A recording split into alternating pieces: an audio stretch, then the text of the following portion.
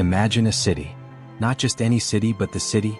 For over 1,000 years, it stood as an impenetrable fortress, a shimmering jewel of civilization, its walls laughing in the face of every single invader. This was Constantinople, the heart of the Byzantine Empire, the last true heir to Rome itself. Armies crashed against its colossal defenses for centuries, breaking like waves against an unyielding cliff. It was a city believed to be unconquerable, guarded by walls so mighty, they felt almost mythical.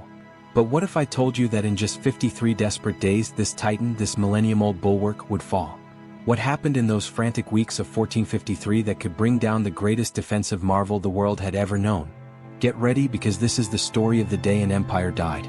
Picture Constantinople, a city of unparalleled wealth and culture, nestled between continents, controlling vital trade. Its legendary Theodosian Walls, a triple layer of fortifications stretching for miles, had repelled Goths, Huns, Avars, Persians, Arabs, and Bulgars. For over 1,100 years, they were the ultimate symbol of resilience.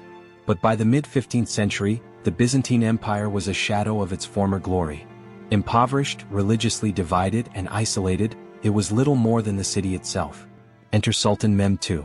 He was just 21, brilliant, ruthless, and absolutely obsessed with conquering Constantinople.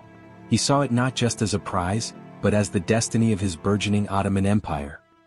He began his preparations with terrifying ambition. First, he secured the Bosphorus Strait, cutting off the city's lifeline to the Black Sea. Then he gathered an army unlike anything seen in centuries, a force estimated at 80,000 to 100,000 elite soldiers, perhaps even more, backed by a massive fleet. But his most fearsome weapon was something truly revolutionary, a cannon so colossal, it was almost unbelievable. Commissioned from a Hungarian engineer named Urban, this monstrous siege gun, cast in bronze, could hurl stone balls weighing over 600 kilograms, 1,300 pounds, for more than a mile. Its roar alone struck terror. On April 2, 1453, Mehmed's army descended on Constantinople. The sight must have been apocalyptic, a sea of Ottoman tents stretching for miles, the thunder of drums, the banners of the crescent. Inside the city, Emperor Constantine XI Palaiologos faced an impossible task. He had perhaps 7,000 to 8,000 defenders, including a small contingent of brave foreign mercenaries, mostly Genoese and Venetians, led by the heroic Giovanni Giustiniani Longo. Outnumbered by at least 10 to 1, they were literally the last line of defense for 1,000 years of Roman legacy. The siege began. Urban's monstrous cannon, along with smaller guns, started battering the mighty Theodosian Walls. The ground shook with each impact.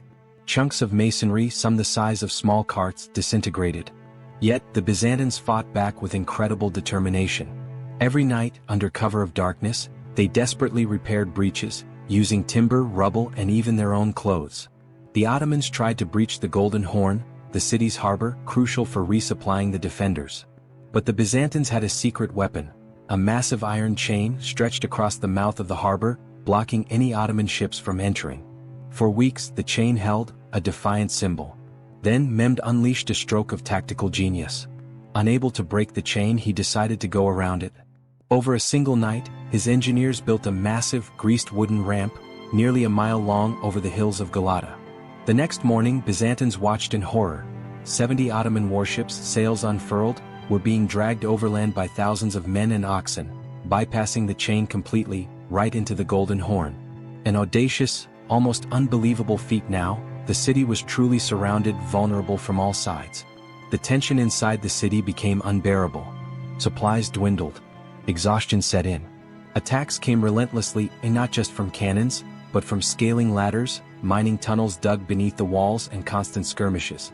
The defenders were pushed to their absolute limits.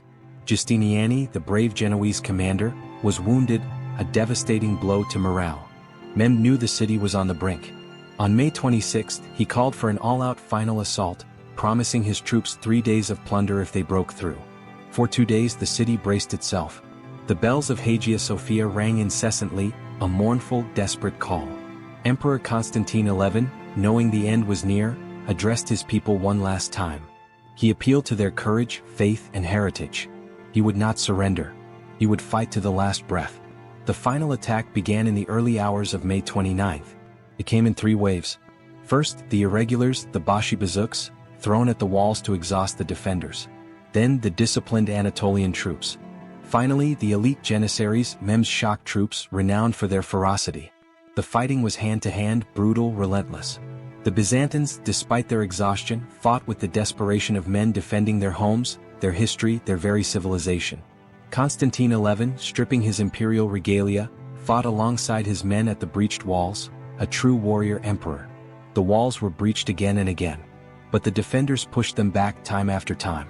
It seemed like the impossible might just hold. The Janissaries were faltering. But then it happened. A tiny, almost insignificant detail became the crack that shattered an empire. Near the imperial palace, a small postern gate called the Kirkoporta or Circus Gate, used for skirmishes, had been opened by Byzantine soldiers during a counterattack. And in the chaos of the final assault, it was never fully secured.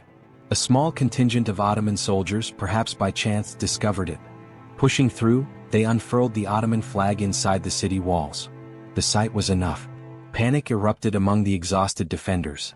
The cry went up, "The city is taken. The Turks are in the city." Constantine XI, hearing the devastating news, knowing all was lost, threw himself into the thickest fighting near the great gate of St. Romanus, determined to die with his empire. His body was never officially identified. By dawn, the Ottoman forces poured through the Kirkoporta and the main breaches. Constantinople, the unconquerable city, had fallen. The last bastion of the Roman Empire, after 1,123 years, was no more. The fall of Constantinople was not just a military victory, it was a seismic shift in global power, marking the end of the Middle Ages and the beginning of the early modern era. It sent shockwaves across Europe, sparking both fear and, ironically, fueling the Renaissance as fleeing scholars carried ancient texts westward. And all because of a single, perhaps forgotten, gate. It wasn't just cannons or overwhelming numbers, or even the genius of dragging ships over land. The final, fatal blow came from an oversight, a moment of human error amidst epic chaos.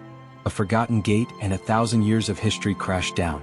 If you were captivated by this epic tale of desperation, heroism, and the fall of an empire, hit that subscribe button and let me know in the comments what other historical mysteries you want to unravel.